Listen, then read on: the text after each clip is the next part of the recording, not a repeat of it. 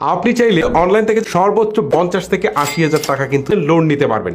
কিভাবে লোন নেবেন চলুন আর কথা না বাড়ি আসলে মূল ভিডিওটা শুরু করা যাক। রাইট নাও পেমেন্ট চলে আসছে। দেখেন উইথড্র দিতে না দিতে সরাসরি আমরা 5,000 টাকা কিন্তু লোন আমরা পেয়ে গেছি। দেখেন সুন্দরভাবে যে aashaloan.com, এই যে ওয়েবসাইটের নামটা দেখতে পাচ্ছেন aashaloan.com, এই সাইট থেকে কিন্তু আমরা সাথে সাথে কিন্তু লোন পেয়ে গেছি।